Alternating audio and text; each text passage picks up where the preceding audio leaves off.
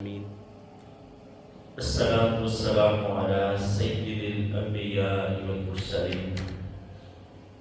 أما بعد، أعوذ بالله من الشيطان الرجيم. بسم الله الرحمن الرحيم. إن الله وملائكته يصلون على النبي يا أيها الذين آمنوا صلوا عليه وسلموا تسليما. الصلاة والسلام عليك يا سيدي يا رسول الله وعلى آلك وأصحابك يا حبيب الله. الصلاة والسلام عليك يا نبي الله وعلى آلك وأصحابك يا رحمة للعالمين. اللہ رب العزت کی حمد و ثنا اور آقا علیہ الصلوۃ والسلام کی بارگاہ میں دلہائے عقیدت پیش کرنے کے بعد نہایت ہی معزز و محترم سامعین حضرات، 5ویں پارے کی دوسری آیت سے آغاز ہو رہا ہے. خالق کائنات نے ارشاد فرمایا وَمَن لَمْ يَسْتَطِعْ مِنْكُمْ طَوْلًا، اگر تم میں سے کسی کے پاس اتنی وسعت نہ ہو، اتنی گنجائش موجود نہ ہو، این کی ہر محسنات المؤمنات، کہ وہ کسی آزاد پاک دامن عورت سے نکاح کر سکے. ظاہر ہے پہلے درس کے اندر کی بات ہوئی تھی کہ جب کسی بھی خاتون سے عورت سے شادی کرنی ہے تو اس کے لیے حق مہر ادا کرنا ہے. کریم آقا علیہ الصلوۃ والسلام نے فرمایا جس کے پاس گنجائش ہو اسے چاہیے کہ نکاح کرے تاکہ خود کو شہوات سے بچا سکے، اور جس کے پاس طاقت نہ ہو اسے چاہیے کہ وہ روزے رکھے، کیونکہ روزہ انسان کی نفسانی خواہشات کو ختم کر دیتا ہے. سبحان اللہ. تو یہاں رب العزت نے فرمایا کہ جو طاقت نہ رکھتا ہو، جس کے پاس گنجائش ہو وہ نکاح کرے. فمن ما ملکت ایمانکم من فتیاتکم المؤمنات، اور جس کے پاس گنجائش نہ ہو وہ جو لونڈیاں ہیں ان کے ساتھ نکاح کرے. خالق کائنات نے فرمایا کہ جس کے پاس گنجائش ہو وہ آزاد عورت کے ساتھ نکاح کرے، اور جس کے پاس گنجائش نہ ہو وہ کنیزوں کے ساتھ، لونڈیوں کے ساتھ جو ہے وہ نکاح کرے. واللہ اعلم بایمانکم، اللہ تمہارے ایمان کو جانتا ہے. بعض من بعض، تم ایک دوسرے کی جنس سے، یعنی جو لونڈیاں غلام ہیں کوئی الگ سے کوئی قسم نہیں ہے، وہ بھی انسان ہی ہے. پھر فرمایا فَانكِحُوهُنَّ بِإِذْنِ أَهْلِهِنَّ، لونڈیوں سے جو نکاح کرنا ہے وہ ان کے مالکوں کی اجازت سے کرنا ہے. جو لونڈی کا مالک ہے اسے اجازت دیں. وَآتُوهُنَّ أُجُورَهُنَّ بِالْمَعْرُوفِ، اور ان کا بھی جو حق مہر ہے وہ دستور کے مطابق ادا ہو. اچھا، پہلے جو ہے فرصت کی بات ہوئی، گنجائش ہو تو آزاد عورتوں سے نکاح کرو. یہاں لونڈی کے ساتھ بھی نکاح کی صورت میں حق مہر کا تذکرہ ہوا. اس کے بارے میں مفسرین کرام نے فرمایا کہ آزاد عورتوں کا حق مہر چونکہ زیادہ ہوتا ہے، لونڈیوں کا حق مہر جو معمولی حق مہر ہوتا ہے، اس لیے اللہ رب العزت نے دونوں احکام جو ہے وہ الگ سے بیان کیے. محسنات، مقصد جو ہے وہ پاک دامنی، غیر مصافحات، مقصد جو ہے وہ صرف مستی کرنا نہ ہو. جیسے پہلی آیت کے اندر اللہ رب العزت نے فرمایا نا کہ تم نکاح کرو، نکاح کرنے کا مقصد جو ہے وہ پاک دامنی، فقط لطف اندوز ہونا مقصد نہ ہو. یہاں لونڈیوں کے معاملے میں بھی اللہ رب العزت نے یہی بیان فرمایا کہ تم ان کے ساتھ نکاح کرو لیکن مقصد جو ہے وہ پاک دامن ہونا ہو، مقصد مستی کرنا نہ ہو. وَلَا مُتَّخِذَاتِ أَخْدَانِ، اور وہ نہ کشیدہ یاریاں بنانے والی جن لونڈیوں سے تمہارا نکاح ہو رہا ہو، وہ لونڈیاں جو ہے وہ کسی اور کے ساتھ شناسائی نہ رکھتی ہوں. فَإِذَا أُحْسِنَّ، پھر جب وہ نکاح میں آ جائیں، فَإِنْ آتَيْنَا، اس کے بعد وہ لائیں، بِفَاحِشَةٍ، کوئی بے حیائی کا کام. اس لونڈی سے نکاح کر دیا، اس کے بعد پتہ چلا کہ نہیں یہ جو ہے اس کے تو کردار درست نہیں ہے. فَعَلَيْهِنَّ نِصْفُ مَا عَلَى الْمُحْسِنَاتِ مِنَ الْعَذَابِ، تو اس لونڈی کو آزاد عورت کی نسبت آدھی سزا دی جائے. یعنی آزاد عورتوں کا جو اب احکامات ہیں تدریجاً نازل ہونے کے بعد، آزاد عورت شادی شدہ زنا کرتا ہے تو اس کو سنسار کرنے کی سزا ہے، اور اگر کوئی کوارا جو ہے وہ زنا کرتا ہے تو اس کی سزا 100 کوڑے جو ہے وہ شریعت نے بیان کی۔ اب اگر کوئی لونڈی بدکاری کرتی ہے تو اس کی سزا نصف ہوگی، اس کو 100 کی بجائے جو ہے وہ 50 کوڑے لگائے جائیں گے۔ اچھا یہاں یہ میں بات عرض کی دیتا ہوں کہ اللہ رب العزت نے فرمایا کہ ان کے مالکوں کی اجازت سے باندی کے ساتھ نکاح کرو۔ باندی کے جو معاملات ہیں، جو مالک ہوتا ہے نا جس کی وہ باندی ہے، وہ اس کے ساتھ نکاح نہیں کر سکتا۔ جس کی باندی ہے وہ اس سے نکاح نہیں کر سکتا، وہ اس سے تعلقات قائم کرے گا بغیر نکاح کے۔ لیکن اگر کوئی اور شخص جس کے پاس رخصت موجود نہیں ہے وہ اس باندی کے ساتھ تعلقات قائم کرنا چاہتا ہے تو پھر وہ نکاح کرے گا۔ اب یہ دونوں میں فرق کیا ہے؟ جب ایک باندی کے ساتھ بندہ نکاح کرتا ہے اس سے جو بچے پیدا ہوتے ہیں وہ غلام پیدا ہوتے ہیں، جو اصل مالک ہے اس باندی کا اس کے وہ بچے، اس کے وہ غلام ہوتے ہیں۔ جس مالک کی وہ باندی ہے اس باندی سے نکاح کی صورت میں اگر بچے پیدا ہوتے ہیں تو وہ بچے غلام ہوں گے اور اس باندی کے مالک کے وہ غلام ہوں گے۔ دوسرا جو شریعت نے کہا اجازت دی جس کی باندی ہے وہ اگر تعلقات قائم کرتا ہے اور اس میں سے اولاد پیدا ہوتی ہے تو وہ اولاد آزاد ہوگی۔ مالک خود اگر باندی کے ساتھ تعلقات قائم کرتا ہے، اگر اس میں کوئی اولاد پیدا ہوتی ہے تو وہ اولاد آزاد ہوگی۔ وہ خود باندی ہے لیکن وہ بچے چونکہ مرد کی طرف جائیں گے تو وہ جو ہے وہ بچے آزاد ہوگے۔ اور شریعت نے اس سے آگے بھی ایک حکم بیان کیا، ایک عورت کے بچے ہوئے جو باندی ہے، اب اس کا مالک فوت ہو گیا، مالک کے فوت ہونے کے بعد وہ عورت آزاد ہو جائے گی، اس کو میراث میں تقسیم نہیں کیا جائے گا۔ عام عورتیں ہونا، ایک بندہ ہے اس کی کئی باندی ہیں، اس کی زیادہ باندی ہیں اور وہ ان میں سے اولاد نہیں ہے، جب وہ شخص فوت ہو جائے گا وہ باندیاں میراث کی طرح اولاد میں تقسیم ہوگی جو اس کی آزاد اولاد ہے۔ لیکن اگر ان میں سے کوئی عورت ایسی بھی ہے جس سے اسے اولاد ہوئی تو بندے کے مرنے کے بعد وہ باندی خود بخود آزاد ہو گئی، کیونکہ وہ ام الولد ہے، وہ ایک آزاد بچے کی ماں ہے، اس وجہ سے اس کو جو ہے وہ شریعت کہتی ہے آزاد کر دیا جائے گا۔ دوسری شریعت نے جو نکاح کی حد رکھی، شریعت نے کہا کہ تم 2 3 3 4 تک جو وہ نکاح کر سکتے ہیں، ایک وقت کے اندر بندہ 4 شادیاں جو وہ کر سکتا ہے، لیکن باندی کی صورت میں اس کی کوئی حد نہیں، ایک وقت میں جتنی مرضی جو ہے وہ باندیاں رکھ سکتے تھے اس زمانے کے اندر۔ وہ میں نے پہلے بھی نیوز کہا گیا کہ اب چونکہ وہ نظام باقی نہیں رہا۔ ظاہر ابن حاشیہ العنت بنکم، یہ احکام اس کے لیے ہے جو تم میں سے خشیت رکھتا ہو کہ کہیں میں پھسل نہ جاؤں، جو نفس پر کنٹرول نہیں کر سکتا، اس کے خوف ہے کہ میں بدکاری میں مبتلا نہ ہو جاؤں۔ اللہ نے کہا تم لونڈیوں سے نکاح کرو، وَأَن تَصْبِرُوا خَيْرٌ لَكُمْ، لیکن اگر تم صبر کرو گے تو یہ بہتر ہے۔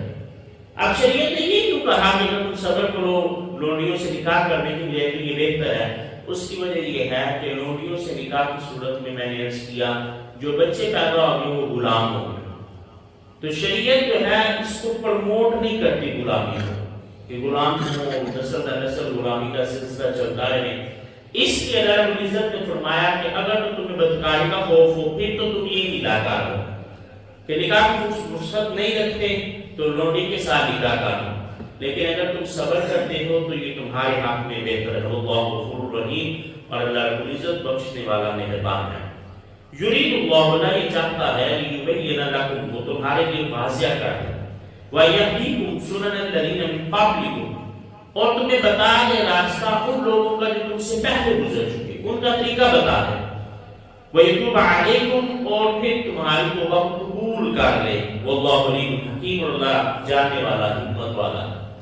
خالق کائنات نے قرآن کے اندر مثالیں بیان کی، یہ بات یاد ہے کہ قرآن جو ہے وہ نور ہدایت ہے، قرآن کتاب ہدایت ہے، قرآن کے اندر کوئی بات ایسی نہیں بیان ہوتی، اس کی حکمتیں ہوتی ہیں، اس کی وجوہات ہوتی ہیں۔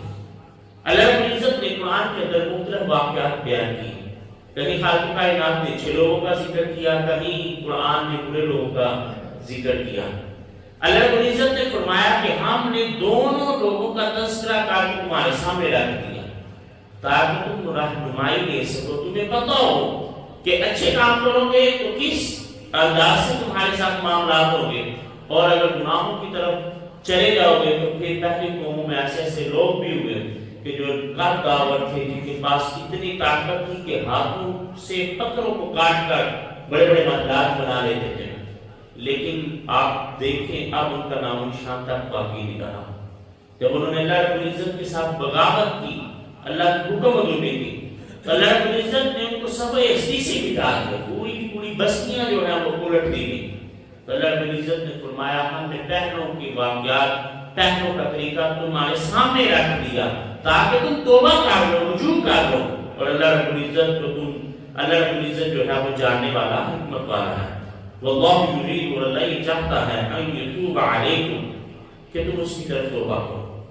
اللہ یہ چاہتا ہے کہ بندہ توبہ کرے۔ امام علیہ السلام نے فرمایا، حدیث قدسی ہے کہ میرا رب کہتا ہے کہ اگر سارے لوگ نیک ہو جائیں نا، ان میں کوئی گناہگار نہ ہو، تو میں وہ بستی ختم کر دوں اور ان کی جگہ پر ایسے لوگوں کو لے کر آؤں جو گناہ کرے پھر توبہ کرے، پھر گناہ کرے پھر توبہ کرے۔ یعنی بندے کو، اللہ کو بندے کی توبہ جو ہے وہ اس قدر پسند ہے، بلکہ شاید میں نے عرض کیا تھا کہ امام علیہ السلام نے اس کی مثال بیان کی کہ جیسے ایک شخص جو ہے وہ صحرا کے اندر ہے، اس کے پاس ایک اونٹ ہے اور اس اونٹ کے اوپر جو ہے اس کا کھانے اور پینے کا سامان موجود ہے۔ صحرا میں وہ ایک جگہ پر بیٹھا، اس کو نیند آ گئی، آنکھ کھلی تو اس نے کیا دیکھا کہ اس کا اونٹ غائب ہو گیا۔ بہت اس نے کوشش کی، ادھر ادھر دیکھا، لیکن اس کو اونٹ جو ہے وہ نہیں ملا۔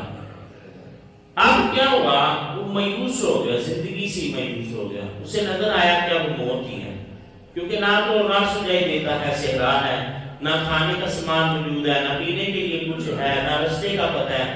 تو وہ موت کے انتظار کرنے کے لیے بیٹھ گیا۔ امام علیہ السلام نے فرمایا بیٹھو، اس کو پھر اونگ آ گئی۔ اب کی بار جب آنکھ لگی، آنکھ کھلی تو اپنے سامنے اپنے اونٹ کو پاتا ہے۔ امام علیہ السلام نے فرمایا وہ جلدی سے اٹھا اور اس نے اپنے اونٹ کی مہار کو پکڑ لیا، لیکن اس کا جذبات اس قدر ہیں کہ جو خیالات ہیں زبان اس کا ساتھ ہی نہیں دیتا۔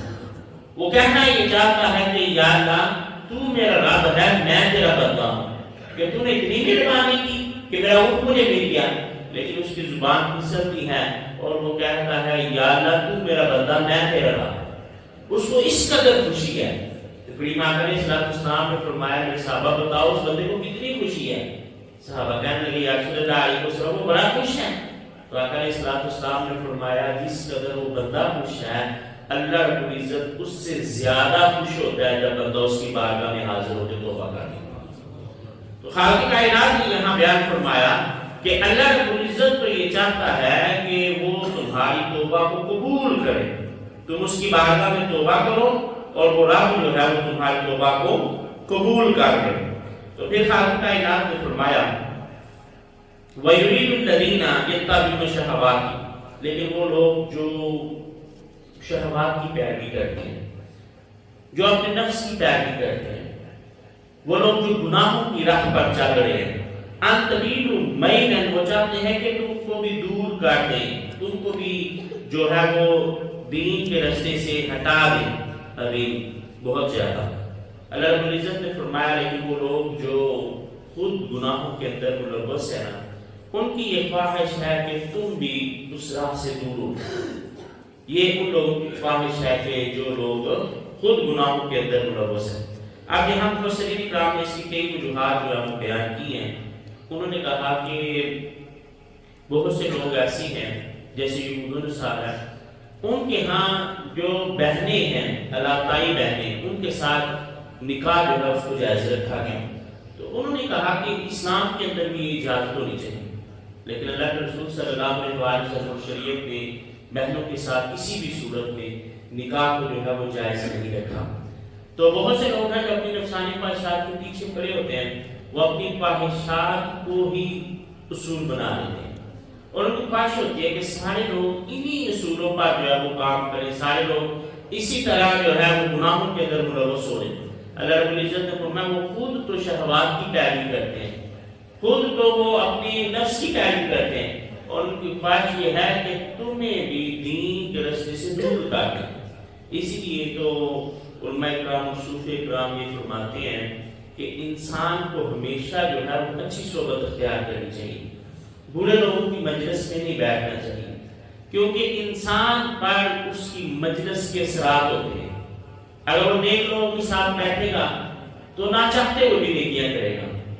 آپ تجربہ کر کے دیکھ لیں، آپ کسی ایسے بندے کے پاس بیٹھے ہیں جو نماز کی پابندی کرتا ہے، جس کی روٹین ہے ذکر اذکار کرتے رہنا، تو آپ بھی جب وقت نماز آئے گا نہ چاہتے اس کے ساتھ مسجد بھی آ جائیں۔ لیکن اگر آپ ایسے لوگوں کے ساتھ بیٹھے ہوئے ہیں کہ جن کا نماز میں دل نہیں لگتا، وہ نماز پڑھتے ہی نہیں ہیں، وہ آپ کو بھی نہیں اٹھنے دیں گے، کہ کوئی کہا بیٹھے رہو ابھی بڑا وقت ہے، بعد میں پڑھ لینا، گھر میں پڑھ لینا، تو وہ آپ کی بھی نماز جو ہے وہ جاتی رہے گی۔ اس کا مطلب یہ ہوا کہ جس طرح کے لوگوں کے ساتھ ہماری مجلس ہوتی ہے، بیٹھک ہوتی ہے، ہم پر اثرات بھی اسی طرح کے مرتب ہوتے ہیں۔ اگر متقی پرہیزگار لوگوں کے ساتھ ہم تعلق بنائیں گے تو ہمارے اندر بھی تقویٰ پیدا ہوگا، اور اگر ہمارا تعلق ایسے لوگوں کے ساتھ جو نفسانی خواہشات کے پیچھے پڑے ہوئے ہیں تو پھر جو ہے نہ چاہتے ہوئے ہم بھی ان کے گناہوں میں جو ہے وہ ملوث ہو جائیں گے۔ اس کے بعد اللہ رب العزت نے فرمایا یرید اللہ، وعدہ یہ چاہتا ہے ان یخفف عنکم، کہ تمہارے لیے نرمی کرے، تمہارے لیے تخفیف کرے، وخلق الانسان ضعیفا، اور ہم نے انسان کو جو ہے وہ کمزور پیدا کیا ہے۔ اب نرمی کیا ہے؟ اللہ رب العزت بھی انسانوں کے لیے نرمی چاہتا ہے، کریم آقا علیہ السلام بھی نرمی چاہتے ہیں۔ میں نے پہلے بھی مثالیں دی پہلے دن کہ اللہ کے رسول صلی اللہ علیہ وسلم نے صرف 3 دن نماز تراویح پڑھی، وجہ کیا تھی؟ کہیں امت پر فرض نہ ہو۔ کریم آقا علیہ السلام نے فرمایا اگر مجھے امت کی مشقت کا خوف نہ ہوتا تو میں حکم دیتا کہ ہر نماز سے پہلے مسواک کریں۔ کریم آقا علیہ السلام نے فرمایا اگر مجھے مشقت کا خوف نہ ہوتا تو میں امت کو حکم دیتا کہ عشاء کی نماز رات کے 3 پہر میں ادا کیا کریں۔ تو بہت سے معاملات ایسی ہیں کہ جن میں آقا علیہ السلام نے اس امت کی رعایت کی، امت کے لیے کریم آقا علیہ السلام نے اپنی خواہش کو جو ہے وہ ترک کر دیا۔ اللہ رب العزت نے بھی اس امت پر احسان کیا، اس امت پر آسانی کی۔ پہلی جو امتیں ہیں ان کے لیے احکامات سخت تھے، لیکن کریم آقا علیہ السلام کی وجہ سے اللہ رب العزت نے امت محمدی علیہ السلام کے لیے آسانی کا معاملہ کر دیا۔ پہلے لوگ جو ہیں وہ گناہ کرتے تو ان کے ماتھے پر اور یا ان کے دروازے پر لکھ دیا جاتا تھا کہ یہ بندہ اس گناہ کے اندر ملوث ہے، یہ چور ہے، یہ زانی ہے، یہ بدکار ہے۔ لیکن اب کیا ہے؟ کریم آقا علیہ السلام کی وساطت سے اللہ رب العزت نے اس کو مخفی رکھا کہ ہم نے گناہ کیا کسی کو پتہ ہی نہیں چلا۔ اور آگے میں شریعت کی جو ہے اصول بیان کروں، مفسرین کرام نے لکھا ہے کہ بندہ گناہ کرے اور وہ خود بتائے، اس پر بھی گناہ ملتا ہے۔ یعنی گناہ کر لیا، اس کے بعد وہ مجلس کے اندر جاتا ہے کہ میں تو زنا بھی کر دیتا ہوں، میں شرابی پیتا ہوں، تم نے کبھی پی ہے، میں تو یہ گناہ بھی کرتا ہوں۔ تو کریم آقا علیہ السلام کے فرامین کی روشنی میں علماء فرماتے ہیں اس کو ڈبل گناہ ہوگا۔ ایک تو اس نے وہ گناہ کیا، دوسرا اس نے اس گناہ کی تشہیر کی، لوگوں کو بتایا۔ شریعت محمدی علیہ السلام یہ ہے کہ کسی کے بھی عیب کا پتہ چلے اس کو چھپاؤ۔ اللہ کے رسول صلی اللہ علیہ وسلم نے فرمایا جب تم کسی کے عیبوں کو چھپاتے ہو تو قیامت کے دن اللہ رب العزت تمہارے عیبوں کو چھپائے گا۔ خالق کائنات تمہارے عیبوں کو لوگوں کے سامنے جو ہے وہ ظاہر نہیں کرے گا۔ تو میں یہ کہہ رہا ہوں کہ جب ہم شریعت محمدی علیہ السلام کے اندر اللہ رب العزت نے تخفیف کا معاملہ رکھا کہ آسانی کر دی، بندے سے گناہ ہوا، ایک وقت گزرا، اس کی کیفیت بدل جاتی ہے، کوئی چوٹ لگ جاتی ہے دل پہ اور وہ اس کی دل کی دنیا بدل جاتی ہے، وہ توبہ کر لیتا ہے۔ اب اللہ رب العزت اور بندے کا معاملہ رہے ہیں، لوگوں کو اللہ رب العزت نے اس میں شامل نہیں کیا۔ اسی طرح پہلی امتیں جو ہیں جب وقت ہوتا عبادت کا، انہیں یہ حکم تھا کہ اپنی عبادت گاہ کے اندر جائیں، وہاں پر جا کر عبادت کریں۔ لیکن کریم آقا علیہ السلام کا قدم مبارک جب اس زمین پر پڑا تو اللہ رب العزت نے ساری زمین پہ مسجد بنا دی. فرمایا جب نماز کا وقت ہو جائے تمہارے قریب کوئی مسجد نہیں ہے، تم باہر ڈیرے پہ کام کر رہے ہو، کسی جگہ پہ کام کر رہے ہو، ادھر ہی نماز پڑھ تو اللہ رب العزت تمہاری نماز کو قبول فرمائے. تو انسان کے لیے اللہ رب العزت نے آسانی کی ہے. قرآن نے سورہ بقرہ میں قائم خالق کائنات نے فرمایا کہ کسی جان پر بوجھ جو ہے ہم اس کی طاقت سے زیادہ نہیں ڈالتے، جتنی اس میں طاقت ہے اتنا ہی بوجھ جو ہے وہ ہم بندے پر ڈالتے ہیں. وہ ایک ناول ہے بڑا مشہور جو پیر کامل، آپ کو پڑھیں تو اس میں وہ لڑکا جو ہے وہ خودکشی کرنے کی کوشش کرتا ہے. ڈاکٹر سے پوچھتا ہے بھائی خودکشی کیوں کر رہے ہیں؟ وہ کہتا ہے میں تو نہیں کر رہا. پوچھتے نہیں تم نے 4 دفعہ اٹیمپٹ کیا ہے، ایک دفعہ تم نے بالکل کا رول توڑا ہے، ایک دفعہ خود کو نہر میں جو ہے وہ ٹکا لیا. وہ کہتے ہیں نہیں، میں پیک آف پین کو محسوس کرنا چاہتا ہوں کہ پین کی درد کی انتہا کیا ہے. وہ لڑکا محسوس کیا، کہتا ہے نہیں وہ تو تھوڑی درد ہوتی ہے، پھر بڑھتی ہے، پھر بڑھتی ہے، پھر میرا دل ہی نہیں کام کرتا، مجھے پتہ ہی نہیں چلتا کہ کہاں تک چلا گیا درد کا معاملہ. مریض ہسپتال کے اندر جاتے ہیں، ہڈیاں ٹوٹی ہوئی ہیں، جسم پر جگہ جگہ کٹ لگے ہوئے ہیں، دیکھنے والا کہتا ہے یار یہ بندہ بڑی تکلیف کے اندر ہے، اس کا پورا جسم جو ہے وہ زخمی ہے. لیکن اللہ پاک نے بندے پر رحم کیا کیا، اس کا نروس سسٹم ہی نہیں کام کر رہا، وہ درد اس کو محسوس ہی نہیں ہو رہا. ایک حد تک محسوس ہوتا ہے، اس سے آگے درد کا پتہ ہی نہیں چلتا. تو یہ کیا ہے؟ اللہ رب العزت کی بندے پر مہربانی ہے کہ اس کے لیے بندے کے لیے اللہ رب العزت نے آسانی کا معاملہ کر دیا. بندے کو اگر ہر وقت ہی وہ ہوش میں رہے، اس کا نروس سسٹم تک کام کرتا رہے تو اس کو جو پین ہوگی، اس کی تکلیف ہوگی، وہ تو برداشت سے باہر ہو رہے گی. لیکن اللہ رب العزت نے بندے کے ساتھ نرمی کا معاملہ کیا. خالق کائنات نے فرمایا ہم تم پر آسانی چاہتے ہیں کیونکہ ہم نے انسان کو کمزور پیدا کیا. وَمَا عَلَيْنَا إِلَّا الْبَلَاغُ.